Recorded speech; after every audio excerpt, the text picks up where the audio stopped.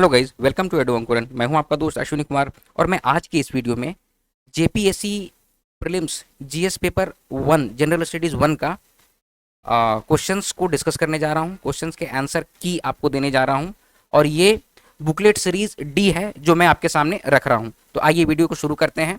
पहला प्रश्न है, संयुक्त राष्ट्र संघ द्वारा मानवाधिकारों की विश्वव्यापी घोषणा को कब अपनाया गया था? तो कब अपनाया गया था, तो इसका करेक्ट आंसर हो जाएगा ऑप्शन नंबर बी 10 दिसंबर 1948 को। क्वेश्चन नंबर 2, निम्न में से किन्हें भारत के अंतरिक्ष कार्यक्रम का जनक माना जाता है? तो इसका करेक्ट आंसर हो जाएगा ऑप्शन नंबर ए विक्रम साराभाई। नेक्स्ट क्वेश्चन, भारत में दूसरी सबसे बड़ी जनजाति कौन है? दूसरी पूछा है, तो इसका करेक्ट आंसर हो जाएगा ऑप्शन नंबर बी गोंड, क्योंकि पहली होती है भील, दूसरी होती है गोंड। ठीक है। नेक्स्ट, निम्न में से किसे 2019 में कुश्ती में राजीव गांधी खेल रत्न पुरस्कार दिया गया? तो इसका करेक्ट आंसर हो जाएगा option number C Bajrang Punia. Next question, निम्न में से कौन सा आपदा के बाद का उपाय है? इसका करेक्ट आंसर हो जाएगा ऑप्शन डी पुनर्निर्माण। ठीक है। नेक्स्ट क्वेश्चन, ब्रिटिश प्रधानमंत्री विंस्टन चर्चिल ने नोबेल पुरस्कार जीता था, किसके लिए जीता था? तो साहित्य के लिए, लिटरेचर में इनको नोबेल पुरस्कार मिला था। नेक्स्ट क्वेश्चन, निम्नलिखित भारत के राज्यों में से कौन सा राज्य सर्वाधिक वनाच्छादित राज्य है? तो वन रिपोर्ट में 2019 का अगर आप लोगों ने पढ़ा होगा ठीक से, तो उसमें क्लियरली मेंशन्ड है मिजोरम।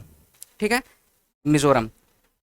क्वेश्चन नंबर 8, भारत के प्रधानमंत्री द्वारा शुरू की गई रोरो फेरी किन दो स्थानों को जोड़ती है? तो इसका करेक्ट आंसर हो जाएगा ऑप्शन नंबर बी घोघा और दाहेज। नेक्स्ट क्वेश्चन, भारत में वायु परिवहन कब शुरू हुआ था? इसका करेक्ट आंसर हो जाएगा option number B 1911। Question number 10 है, भारतीय राष्ट्रीय ध्वज के प्रारूप को किस दिन स्वीकार किया गया था? इसका करेक्ट आंसर हो जाएगा ऑप्शन नंबर डी जुलाई 22, 1947। भारत में राष्ट्रीय मानवाधिकार आयोग का वर्तमान अध्यक्ष कौन है? तो इसका करेक्ट आंसर हो जाएगा ऑप्शन नंबर डी न्यायमूर्ति HL. Dattu. Next question, question number 12, राष्ट्रीय आपदा प्राधिकरण का गठन कब हुआ था? इसका करेक्ट आंसर हो जाएगा ऑप्शन नंबर बी 2005 में इसका गठन हुआ था। नेक्स्ट क्वेश्चन, निम्नलिखित में से किस परमाणु ऊर्जा संयंत्र की स्थापित क्षमता सर्वाधिक है? तो इसका करेक्ट आंसर, ये क्वेश्चन थोड़ा सा इसके जो ऑप्शंस हैं वो थोड़ा डाउटफुल है, लेकिन यहां पर इसका करेक्ट आंसर हो जाएगा ऑप्शन बी तारापुर। ठीक है। नेक्स्ट, भारत में सर्वाधिक जनजाति कौन सी है? मैंने बतलाया है सबसे सर्वाधिक जनजाति कौन सी है, भील, ऑप्शन बी भील। आप लोग मिलान करते जाइए कि आपका कितना सही हो रहा है। ये मैं जीएस पेपर 1 का बुकलेट सीरीज डी है जिसको डिस्कस कर रहा हूं। आप लोगों का जो भी सीरीज है उसमें इन क्वेश्चंस को आप लोग मैच कीजिए और देखिए कि आपका कितना सही हो रहा है। आइए नेक्स्ट, टोडा जनजाति मुख्यतः कहां निवास करती है? तो इसका करेक्ट आंसर हो जाएगा ऑप्शन नंबर ए राजस्थान में। क्वेश्चन नंबर 16 बोल रहा है, भारत में उचित पारिस्थितिकी संतुलन बनाए रखने के लिए कितनी भूमि वनाच्छादित होने की सिफारिश की गई है? तो देखिए 33% है, ऑप्शन नंबर ए 33%। 33% जो भूमि है वो आपका वनोच्छादित होना चाहिए टोटल लैंड एरिया का। चलिए, किस राज्य में सौर ऊर्जा को विकास की सर्वाधिक क्षमता है? ये तो थोड़ा ज्यादा इजी क्वेश्चन है, सबको इसका सही आंसर किए होंगे, option number B Rajasthan. Next question, question number 18, Hindi के पश्चात कौन सी भारतीय भाषा विश्व में सर्वाधिक बोले जाने वाली भाषा है? तो इसका करेक्ट आंसर हो जाएगा ऑप्शन नंबर डी बंगाली। देखिए बंगाली का तो एक अलग देश ही है बांग्लादेश। ठीक है, तो ऑब्वियस है कि हिंदी के बाद अगर कोई भाषा जो है वो बोली जाएगी तो वो बंगाली बोली जाएगी। ठीक है, तो इसका करेक्ट आंसर हो जाएगा option number D Bengali. 19, Bharat के किस राज्य में सड़कों का घनत्व सर्वाधिक है? तो देखिए इसका आंसर हो जाएगा option number D Kerala. Question number 20, भारतीय चारागाह एवं चारा अनुसंधान संस्थान कहां है? इसका करेक्ट आंसर हो जाएगा option number D Jhansi. Bharat का बृहत्तम प्राकृतिक बंदरगाह कौन सा है? बिल्कुल easy question, option number B Mumbai. Next question, Maurya साम्राज्य के पेशावर के निकट उत्तर पश्चिम भाग में अशोक की शिलालेख थे, वो किस लिपि में लिखे गए थे? देवनागरी, खरोष्ठी, ब्राह्मी या आर्मेक लिपि? देखिए इसमें ना दो ऑप्शंस में थोड़ा कंफ्यूजन है, या तो खरोष्ठी होगा या तो ऑप्शन नंबर डी होगा आर्मेक लिपि। तो ये क्वेश्चन थोड़ा सा मतलब कि इसको हम लोग बाद में भी डिस्कस कर सकते हैं। नेक्स्ट क्वेश्चन है, चार्वक दार्शनिक प्रणाली क्या कहलाती थी? तो इसका करेक्ट आंसर हो जाएगा ऑप्शन नंबर सी लोकायत प्रणाली भी कहलाती थी। क्वेश्चन नंबर 24 जो है, निम्नलिखित को काल क्रमानुसार व्यवस्थित करना है, ठीक है, इसको क्रोनोलॉजिकल ऑर्डर में आपको अरेंज करना है। तो एक है ए दे दिया है सतवाहना, बी दिया है वकाटक, सी दिया है चालुक्य। देखिए सतवाहना जो है, सतवाहना अराउंड 3rd सेंचुरी इसको किया था, इसके फाउंडर कौन थे, सिमुक थे। और वकाटक का तो मुझे अभी याद नहीं आ रहा है। सी चालुक्य, चालुक्य डायनेस्टी जो है ये आपका था पुलकेशिन वन के द्वारा इसको फाउंड किया गया था। तो इसका इस क्वेश्चन में थोड़ा सा कंफ्यूजन है, क्योंकि मुझे उतना सही से इसका पता नहीं चल पा रहा है, तो इसको हम लोग बाद में डिस्कस कर लेंगे। नेक्स्ट, निम्नलिखित राज्यों में दो भाइयों हरिहर तथा बुक्का ने किसकी स्थापना की थी? तो इसका करेक्ट आंसर हो जाएगा ऑप्शन नंबर सी, विजयनगर राज्य की। विजयनगर राज्य की स्थापना किसने की थी? हरिहर तथा बुक्का ने। और विजयनगर राज्य के जो सबसे प्रतिष्ठित राजा कौन थे? कृष्णदेव राय थे, ठीक है। नेक्स्ट 26, पूर्वी भारत में प्रमुख भारतीय रोमन व्यापारिक स्थान कौन सा था? तो अरिकमेडु था, option number D Arikamedu. Kalhana की राज तरंगनी की तरह एक इतिहास की पुस्तक गौडवाहो लिखी थी। देखिए अगर सिर्फ राज तरंगनी आता तो उसका तो आंसर हो जाता कलहण, लेकिन इसी की तरह लिखा गया था गौडवाहो। तो किसने लिखा था? तो इसका करेक्ट आंसर हो जाएगा ऑप्शन नंबर डी, वाकपति द्वारा। ये थोड़ा सा डिफिकल्ट क्वेश्चन है, अगर सभी लोग लेखक और पुस्तक का नाम याद रखे होंगे तो ये डेफिनेटली वो किए होंगे बहुत अच्छे तरीके से। नेक्स्ट क्वेश्चन, शैव संतों के लेखन के संग्रह को 5वां वेद भी समझा जाता है, ठीक है। तो उपरोक्त संग्रह का नाम क्या है? ठीक है, तो इसका करेक्ट आंसर हो जाएगा ऑप्शन नंबर बी, तिरुमुराय, ठीक है। ये भी थोड़ा सा डिफिकल्ट क्वेश्चन है। 29, कुवत उल इस्लाम मस्जिद तथा 2.5 दिन का झोपड़ा क्रमशः स्थित है, कहाँ कहाँ स्थित है? तो 2.5 दिन का झोपड़ा तो सभी, मुझे लगता है ज्यादातर लोग जानते होंगे कि वो अजमेर में है, इसका करेक्ट आंसर। और कुवत इस्लाम भी लोग जानते ही होंगे, दिल्ली में है। तो इसका करेक्ट आंसर हो जाएगा ऑप्शन नंबर बी, दिल्ली एवं अजमेर। क्वेश्चन नंबर 30 है, मध्यकाल की सरकार एक समग्र संरचना थी और ये विलय था, तो किसका विलय था?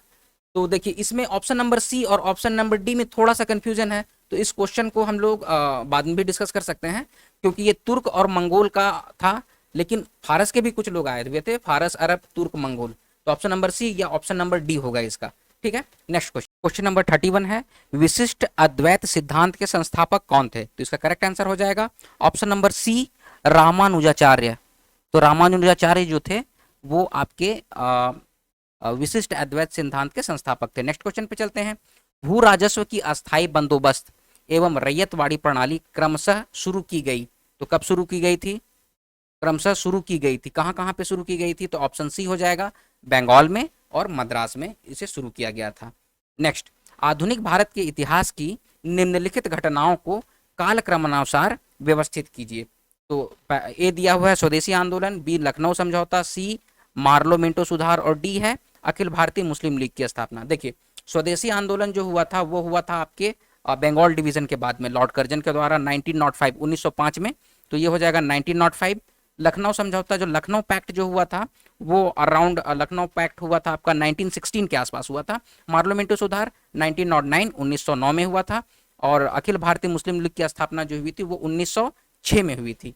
तो इसको सही कालक्रम में हो जाएगा, ए हो जाएगा, डी हो जाएगा। तो इसका करेक्ट आंसर हो जाना चाहिए ए डी।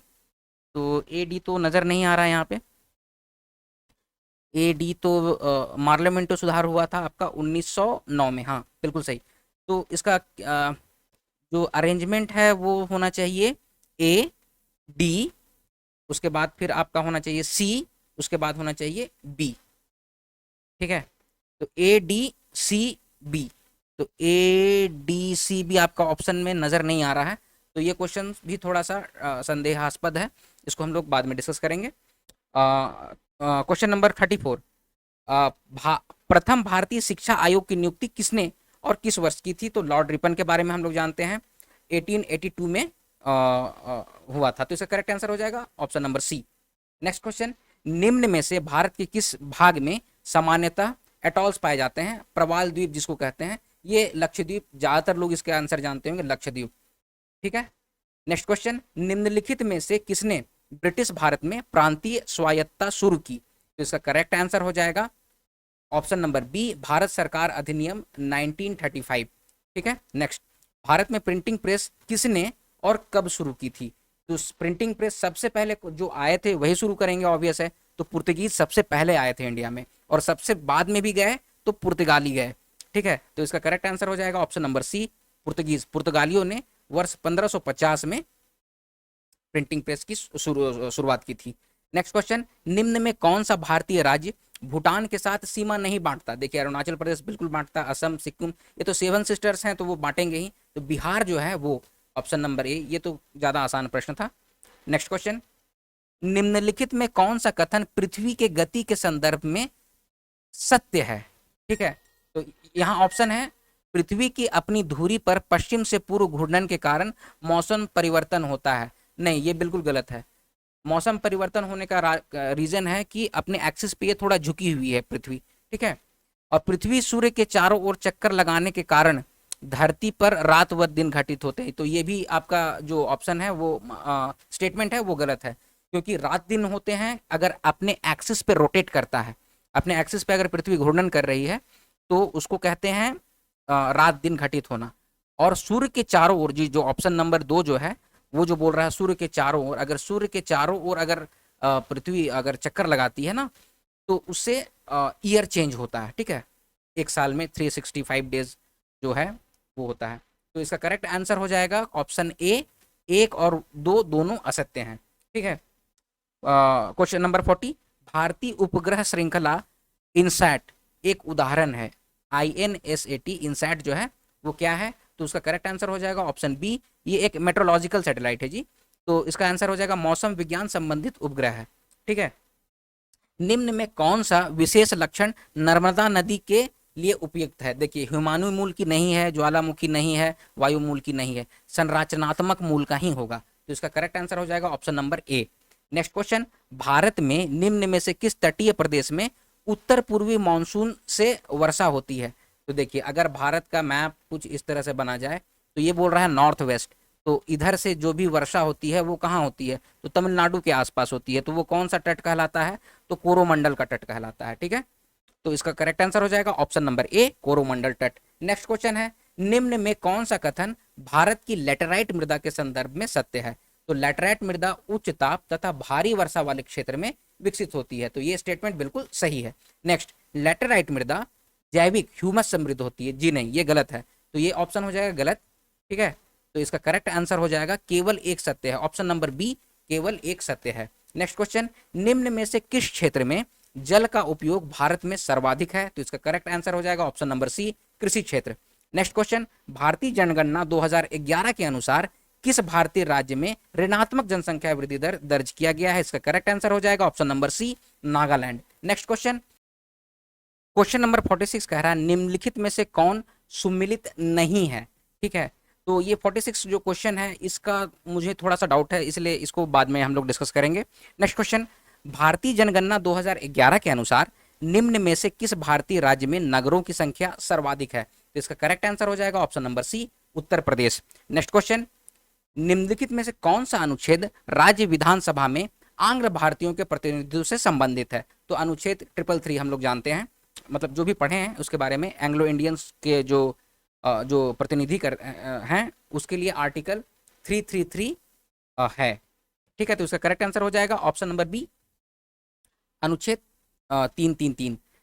यह किसने कहा कि न्यायिक सक्रियतावाद को न्यायिक जोखिमवाद नहीं होना चाहिए? मतलब जुडिशियल एक्टिविज्म जो है, जुडिशियल एडवेंचरिज्म नहीं होना चाहिए। तो इसका करेक्ट आंसर हो जाएगा ऑप्शन नंबर सी, न्यायमूर्ति PN भगवती ने कहा था।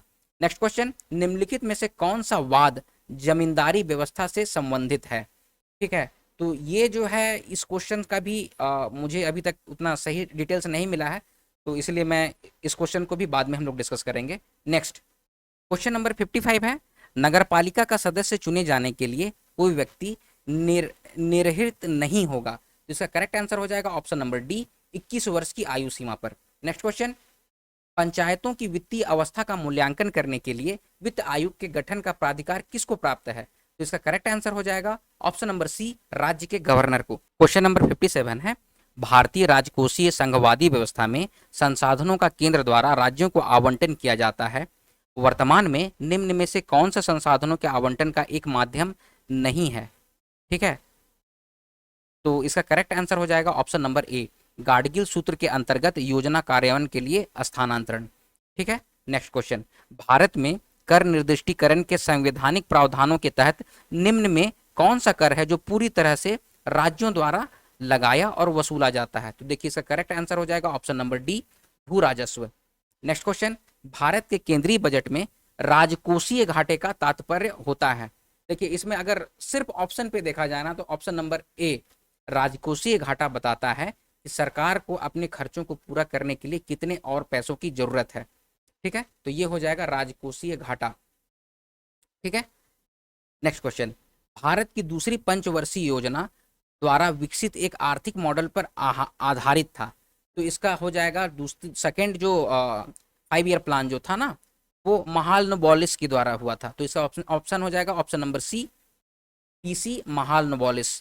ठीक है, नेक्स्ट, निम्न में कौन सा क्रम सही है जिसमें दर्शित विकास के मापकों को प्रस्तावित किया गया है। ठीक है, तो इसका करेक्ट आंसर हो जाएगा पर कैपिटा इनकम, प्रति व्यक्ति आय हो जाएगा, फिर PQLI हो जाएगा और HDI हो जाएगा। तो ऑप्शन ए इसका करेक्ट आंसर हो जाएगा।